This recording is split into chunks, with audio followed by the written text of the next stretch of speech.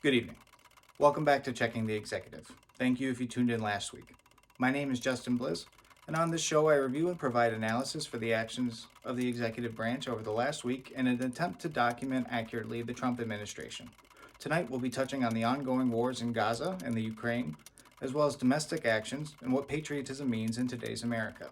If you tuned in over the last 2 weeks, you'll remember that one of the main goals of any fascist government, and definitely a priority of ours, is control and manipulation of information, both past and present.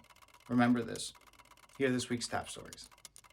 71-year-old anti-vaccine activist, conspiracy theorist, former heroin addict, and former home to a brain worm, Robert F. Kennedy Jr., was confirmed as Trump's Secretary for Health and Human Services.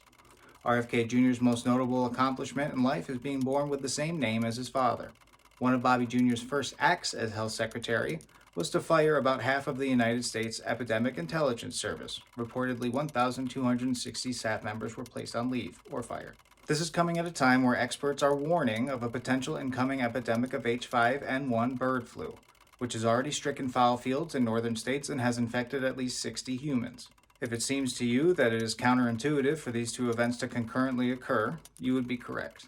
If you recall at the outset of COVID-19, the Trump administration at first tried to downplay the severity of the virus. President Trump said that ingesting bleach and other chemical cleaners would have an effect on COVID-19, as well as the veterinarian anti-parasitic medication ivermectin and ultraviolet light. An executive order was sent down from the Trump administration on Saturday entitled Establishing the President's Make America Healthy Again Commission, essentially granting RFK Jr. unlimited authority to deal with the growing health crises in the nation, taking aim specifically at mental health medications.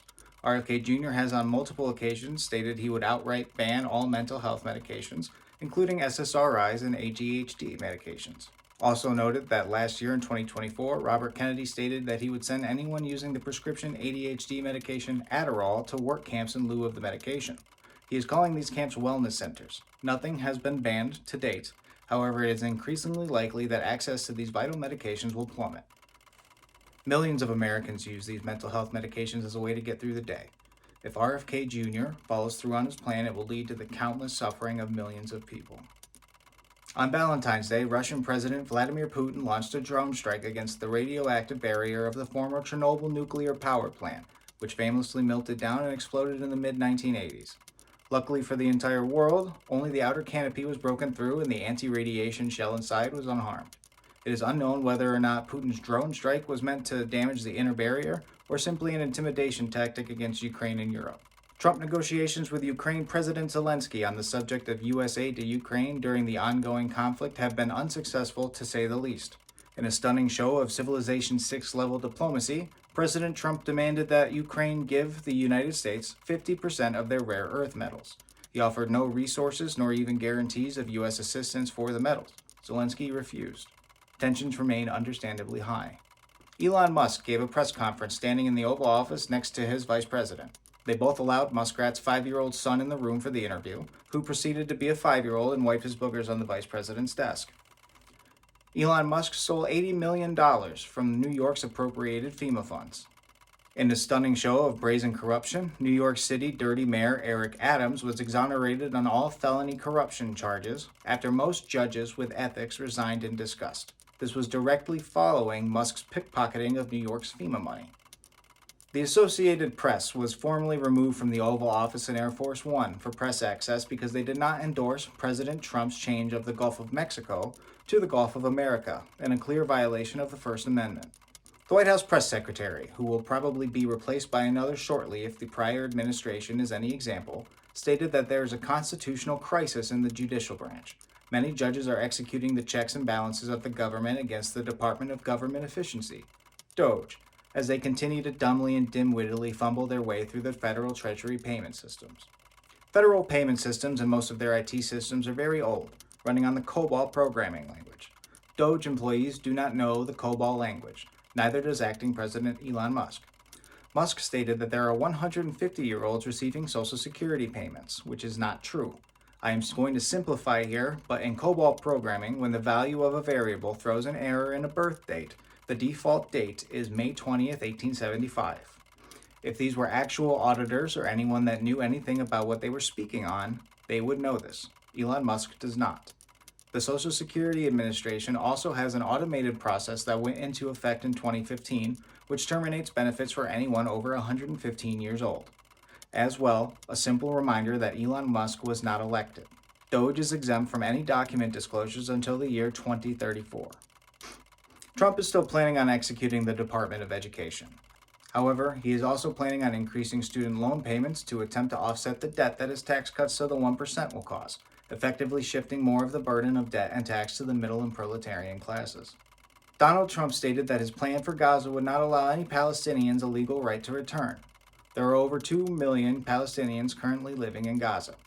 Trump stated that he would take over the Gaza Strip to own it for future real estate development. Setting aside the fact that Gaza is in the middle of the Middle East and ungodly hot, there is no feasible way to ethically move 2 million people, creating fears of an upcoming ethnic cleansing of Palestinians in Gaza.